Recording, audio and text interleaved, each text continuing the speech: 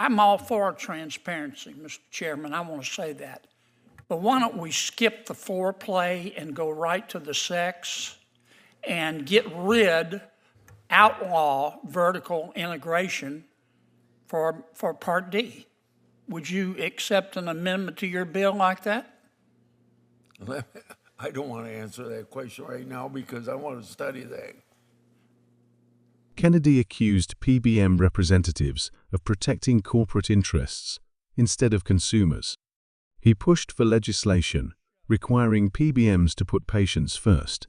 He even called out the industry's definition of fiduciary as flat-out wrong, challenging them to check with their lawyers. Professor Sood, as I understand it, 80% of the PBM market is controlled by three companies, three PBMs, that are vertically integrated. Is that right? That is correct. Does your research show that the prices that consumers pay are higher than they would be if those companies were not vertically integrated? So my research on Medicare Part D... Give me an answer. Partially. What do you mean partially? They're either higher or they're lower. So There's no such thing as a partial price. what I find is that Medicare Part D premiums are higher as a result of vertical integration. Okay. Well, then why don't we, I'm all for transparency, Mr. Chairman. I want to say that. But why don't we skip the foreplay and go right to the sex and outlaw vertical integration for Part D?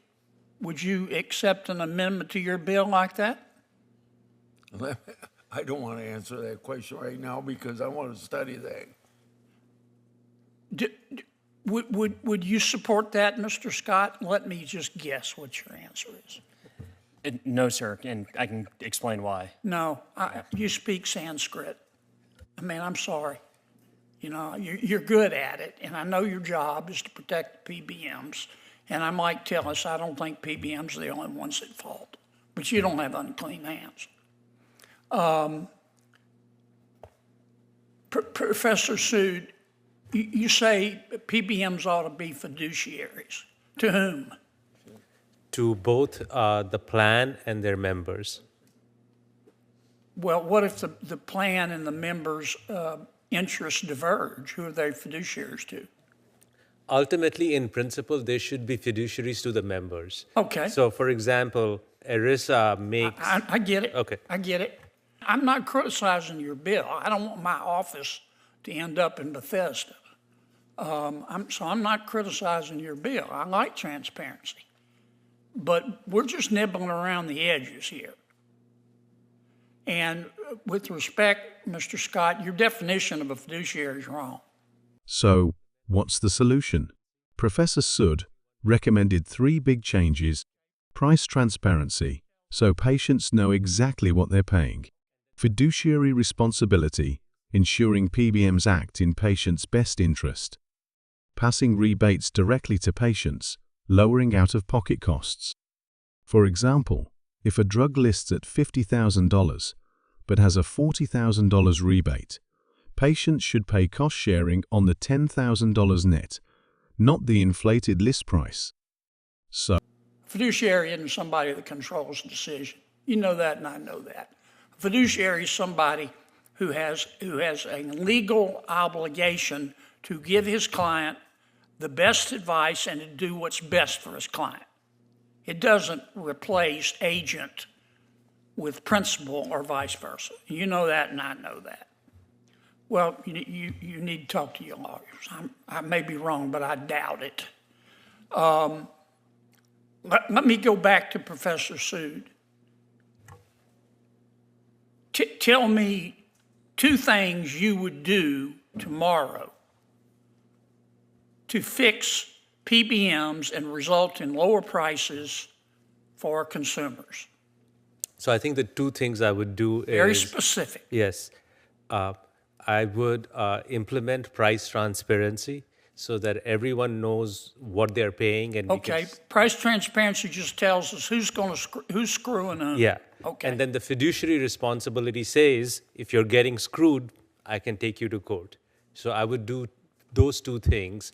And those are, I think, better than, banning particular practices, because otherwise it's whack-a-mole. You ban spread pricing and something else will show up Okay. a year from now. I got 29 seconds. Do you have any other suggestions? I appreciate your So straight talk. the other thing we can do is, what I recommended is pass-through of rebates to patients. So suppose a drug, Say that again? so pass-through of rebates to patients. So for example, the list price of a drug is $50,000, but the rebate on the drug is $40,000. So when a patient is paying cost sharing, suppose 10%, they should be paying on the post-rebate price. So which is the $50,000 less the $40,000 rebate. Right now, what's happening is patients are paying cost sharing on the $50,000. So this would immediately lower patient out-of-pocket costs. So as Dr. Kircher said, for the cancer patients, So you're saying the number after us, the PBMs are jacking up, are encouraging manufacturers to jack up the list price so they can jack up their rebates. and that Is that right? yes, That's and, illegal. and the jacked That's up illegal. yes. I don't know about that, but it I do. Okay. It's illegal as hell. yeah. So, will Congress step in and rein in the PBMs? Or will these companies continue to shape drug pricing in their favor? One thing's for sure, this fight is far from over. What do you think? Should PBMs be banned from vertical integration, or should we focus on transparency and rebates instead? If you found this breakdown helpful, don't forget to like the video, share it with a friend, and most importantly, click that subscribe button for more deep dives into the stories that impact you.